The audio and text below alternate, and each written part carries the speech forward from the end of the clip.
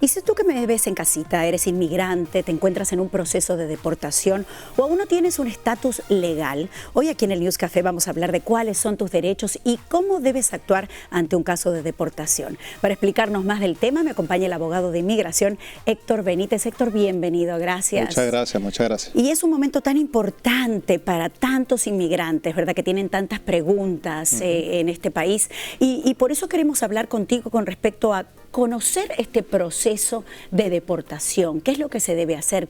¿Cuáles son estos miedos que tenemos, no es cierto? Bueno, lo primero que tenemos que desligar es que la deportación, digamos que puede darse en un contexto de deportación expedita y en un contexto de deportación ordinaria, por llamarlo de alguna manera.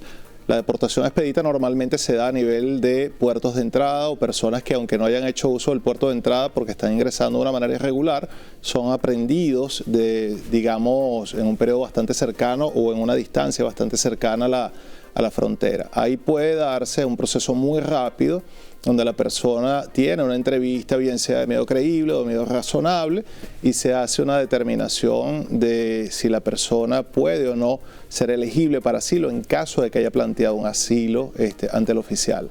También puede tener una deportación expedita si la persona de alguna manera ha cometido algún tipo de violación migratoria anterior y el oficial de CBP hace una determinación a nivel de aeropuerto y puede materializarla con una prohibición de 5 años. Ay, caramba. O sea, aquí hay muchas preguntas, obviamente, cuando tenemos esto en mano, hay muchos miedos, ¿verdad?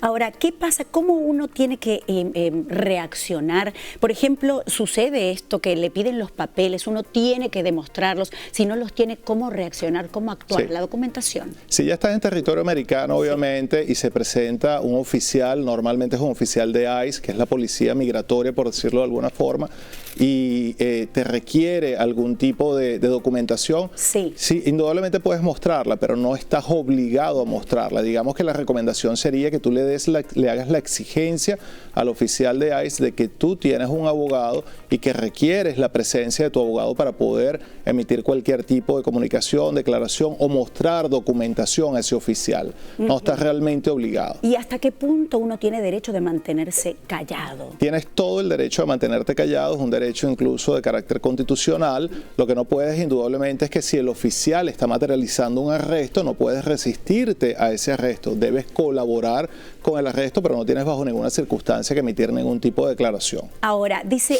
puedes negarte, esto me llamó la atención, a firmar cualquier documento que acepte la deportación. Sí, eso no va a impedir probablemente que se materialice una deportación, pero indudablemente el que tú no aceptes ese documento, si cuentas con la asistencia de un abogado, probablemente vas a conseguir un mecanismo para lograr de alguna manera revertir o suspender de forma temporal esa deportación. Ejemplo, supongamos una persona que tal vez tiene un TPS, no sabe que el TPS previene o evita la ejecución de una orden de deportación, muy probablemente el abogado le va a hacer saber eso al oficial y va a evitar que se ejecute o se lleve a cabo. Y abogado, ¿qué sucede? Porque lamentablemente en esta crisis económica no mucha gente puede tener un abogado. ¿Qué se hace en esa situación? Desafortunadamente en el contexto migratorio, a diferencia del criminal, tú no tienes el derecho a tener un abogado asignado por el gobierno o por el Estado. Sin embargo, sí hay organizaciones proinmigrantes que ejercen defensa de personas que no tienen recursos económicos y normalmente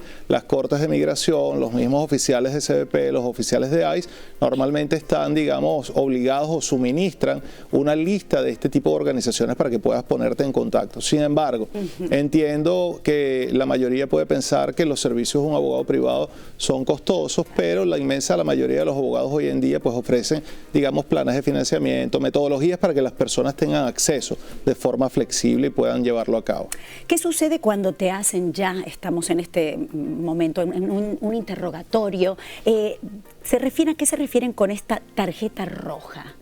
Mira, honestamente, el tema de la tarjeta roja, o sea, tiene un contexto más de otro tipo de derecho. Entiendo que trató de darse una conjunción en el contexto criminal con el migratorio y aunque puede haber ciertas similitudes, lo cierto es que no tienes derecho a un abogado asignado por el gobierno en el contexto migratorio. Correcto.